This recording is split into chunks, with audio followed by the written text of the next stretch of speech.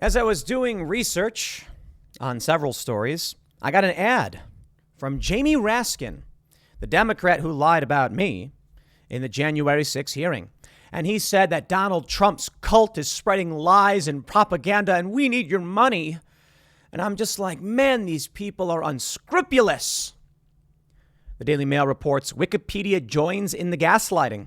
Online encyclopedia suspends edits to its recession page after users scrambled to change definition to match Biden's claim that the U.S. is not in one.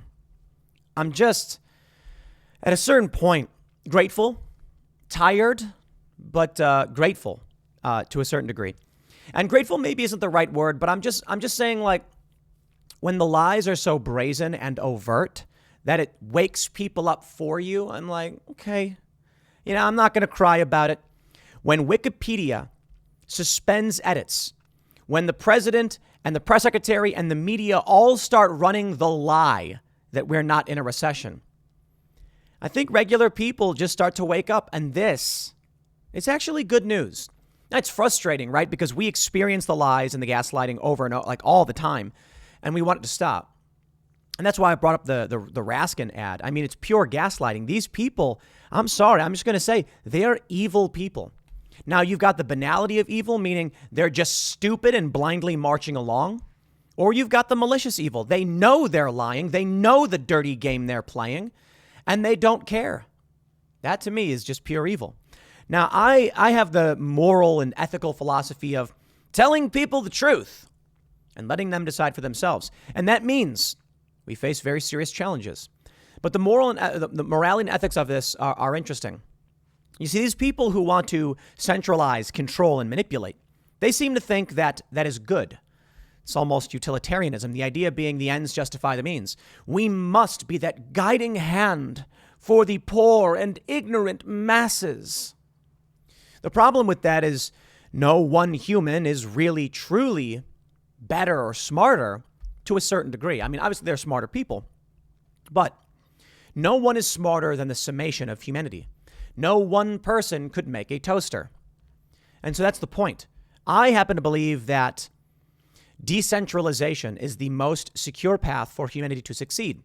And if you take a look at, evolution or science, I mean, it's just reality. Homogenization of gene pools, eugenics, these things don't work the way these people think they will. They think they're smarter than you, and they're not, and they're dangerous because of it. So the economy is in bad shape. Fine. Tell people. They can feel it anyway. Instead, we get this. But I want to start off with something. To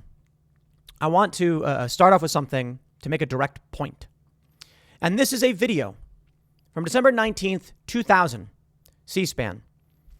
I'm going to play for you this video of Bill Clinton. Mr. President, what do you think about a recession? Well, a recession is 2 quarters in a row of negative growth. I don't think we're going to have that. But we couldn't keep up 5% growth a year, forever. So I think 49 of the 50 blue chip forecasters think that growth will be 2.5% or better next year. I want to make sure you heard what he said. The reporter said, I want to ask you about a recession.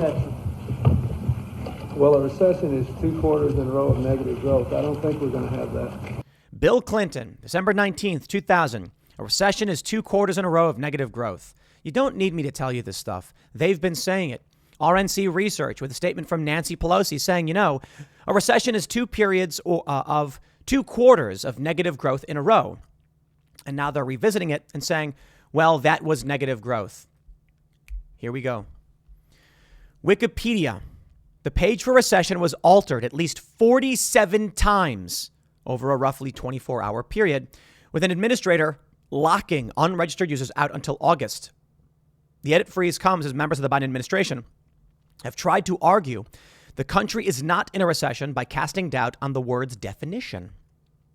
It's frustrating sometimes, huh? Take a look at this revision history. You can see here in the image the IP addresses editing Wikipedia, typically anonymous users. The user and then the user names are registered users, and they're having an edit war. Here's the important point about this. This is the 5th generational warfare that I often talk about. This is the Civil War. I know. Some people are like, no, come on, man. When you say civil war, it's got to mean something like people fighting in the streets. Yes, to a certain degree. And we have seen that. But this is conflict. It's just subversive. So it's cold conflict. Maybe you call it a cold civil war, whatever you want to call it. But this is how the game is being played.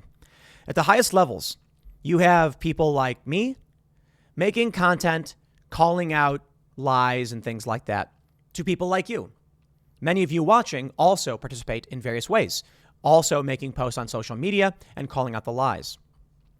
Unsuspecting regular people who don't pay attention are trapped in a cult. They say that the Trump cult is the problem. That's what Raskin was saying. Not true. Trump supporters watch my videos and then make fun of me. They're not in a cult. They're exposed to information outside their sphere. I'm talking specifically about the Trump supporters over at our good friends over at patriots.win. They routinely will post, IRL episodes, but then say, they'll call me a cuck or whatever. That is proof. I'm sorry, it is. When you have a group of people that firmly believe something, but they actively engage with content they don't agree with, that is not what a cult is. A cult is when people are isolated, can only receive certain information, are following a narrative and have preachers or proselytizers, etc. You get the point. The Democrats will believe every single lie every single time. Now, maybe it's not true. What I mean is they at least pretend they believe it. And they come out and they just, it's mind-numbing. I got to tell you, man, there is a tweet going viral where this leftist posts a clip of Lauren Boebert, who said we should have 5 days to read every bill.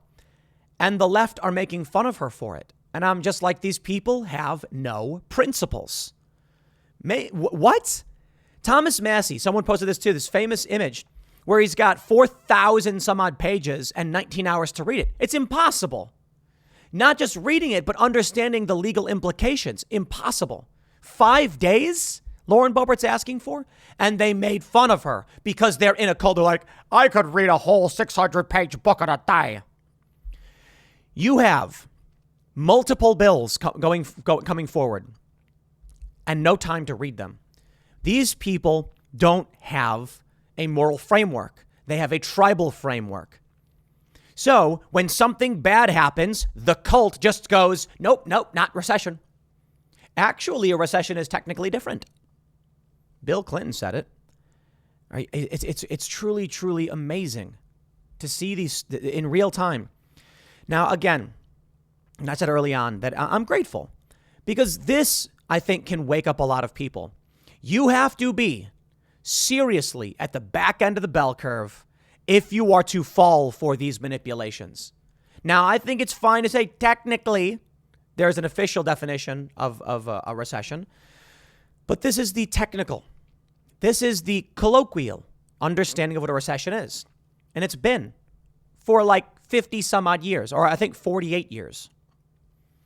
Look at this consumer price inflation. It's inflation is through the roof. Gas prices are through the roof. We can feel it.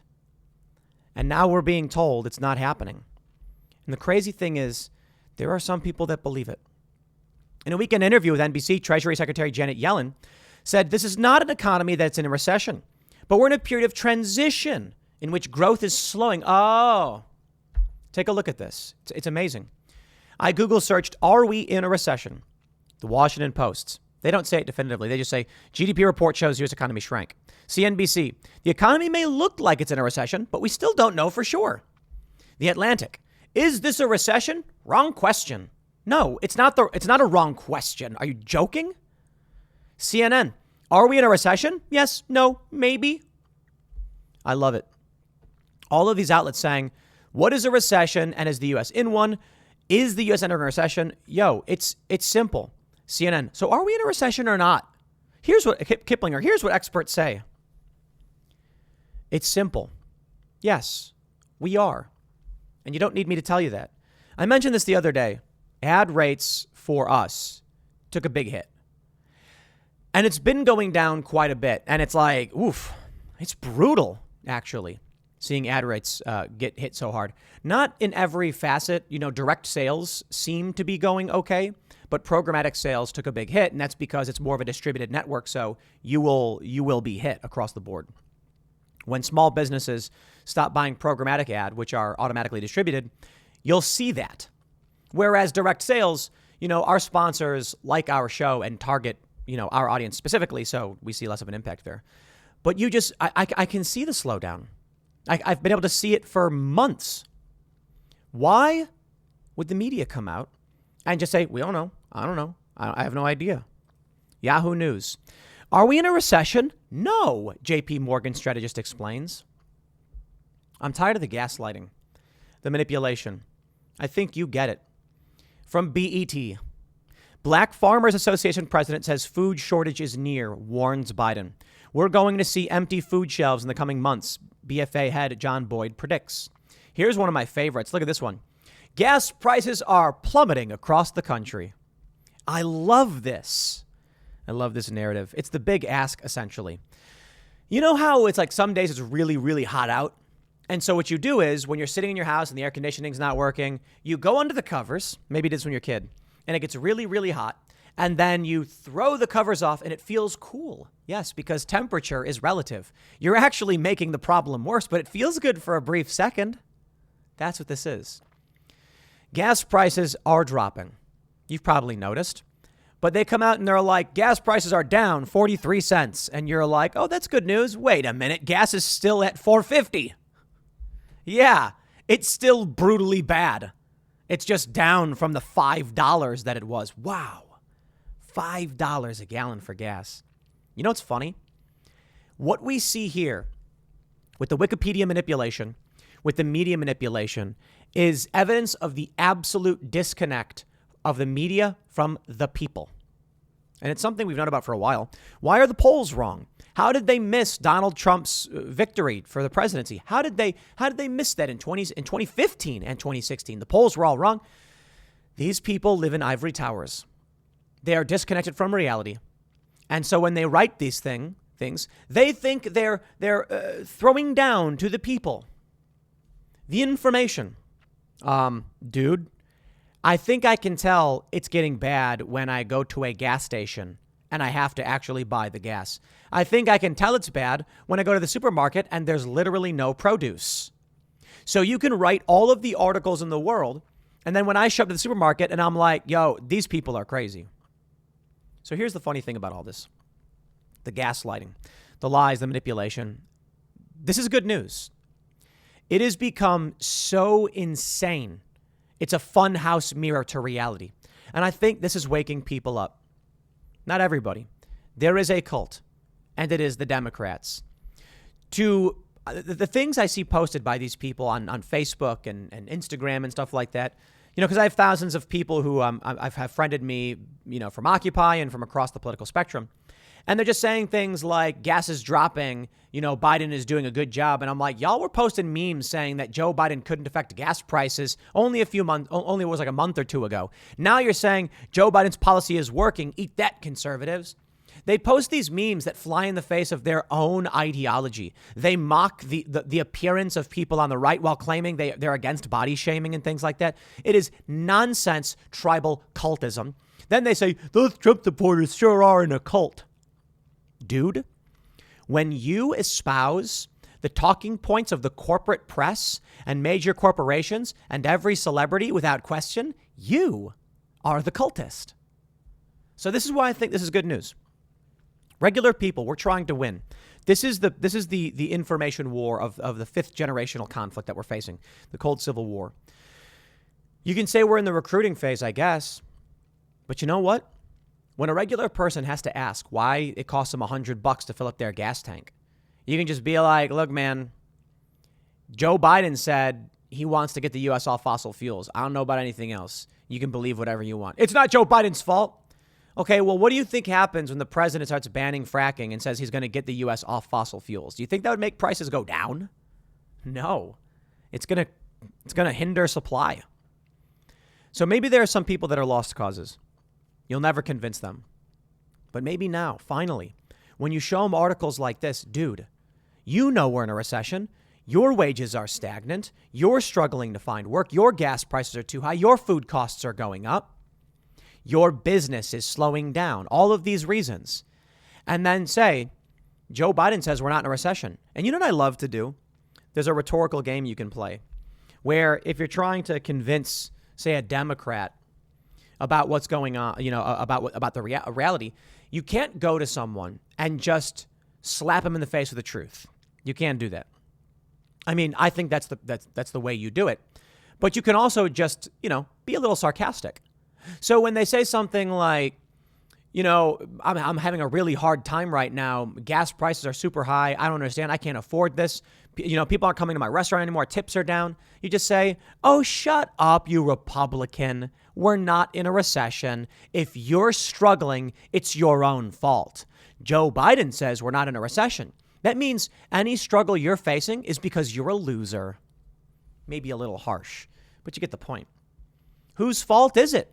If you really think that we're not in a recession, that gas prices really are down, that there's no food shortages, and that Joe Biden is doing a good job, then who the are you to complain about it? No, you should be celebrating all of it. Hey, carbon emissions are going to go down because you can't afford to buy gas anymore. That's good news. Why don't you buy an electric car if you got a problem with it? You see, here's reality. I think electric cars are good. I do. I think they're convenient. I don't know about offsetting carbon because those batteries are difficult to make. They're still cars that have to be produced using fossil fuels. And the energy for them still comes from natural gas and coal, sometimes nuclear, depending on where you live. We got solar installed, but the solar panels themselves require petrochemicals, petroleum, fossil fuels to manufacture. I think it's good that we would try to diversify where our energy comes from because we don't want to be susceptible to oil crises. If, maybe oil is better purely just for energy return on energy invested. But let's say there's a supply chain crunch.